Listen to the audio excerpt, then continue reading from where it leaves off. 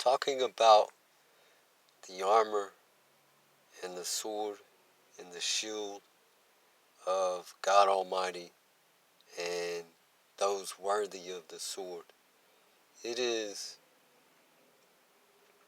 a lesson of, they consider it to be a plague and a disease, wise to win the spirits. And these are the covenants between Levi and Judah to keep order. And I don't know how far it's gone as far as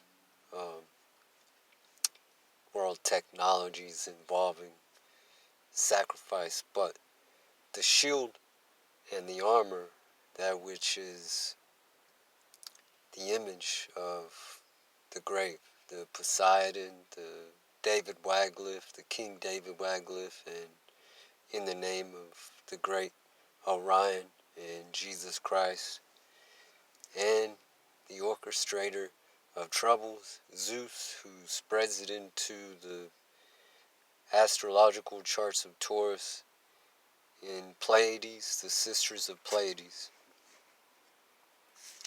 The sword is the plague and disease, and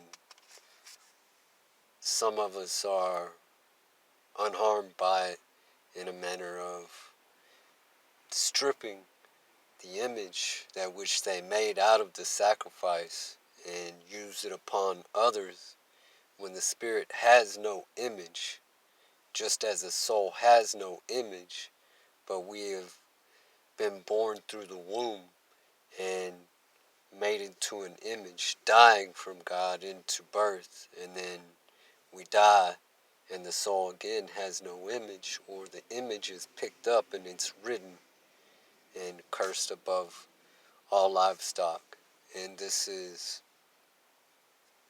Orion, and another name for Sheba, or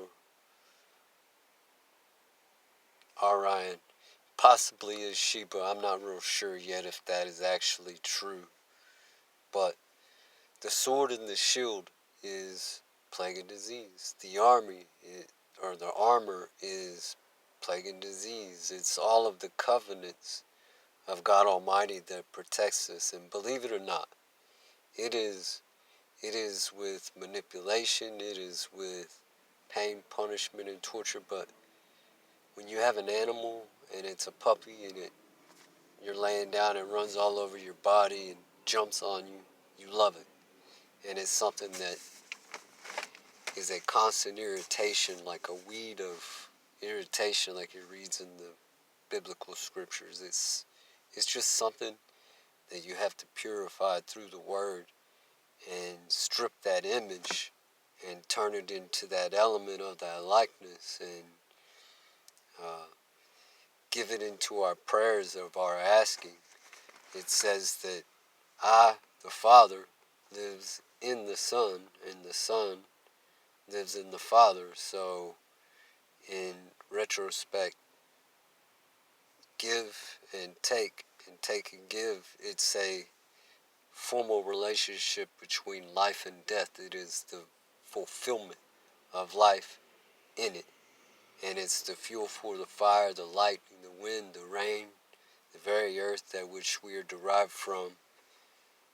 This is only in rebirth, not being born from the womb, but being born from the womb is the death from God. And then most stricken people or children who have undergone many terrorisms in and out of the law, even in society. So rebirth. However, the question of the sword, when you pray, understand that you're not praying to something that is logically, mentally, physically established as something that the body undergoes on a daily basis. You're praying to something that is filled with all those sins: gluttony, greed, vanity, sloth, wrath, plague, disease, pride, all those things. And granted, granted, it is all those things. It still could be purified and used for something good. Never be the aggressor. Defend. And the more you understand that even law is a sin, in retrospect to the biblical rationalities, all we can do is serve and protect. We can't seek, kill, and destroy. It is the defilement. If everything is a sin, according to man-made, handmade sacrifice and seals that we do to ourselves for a order.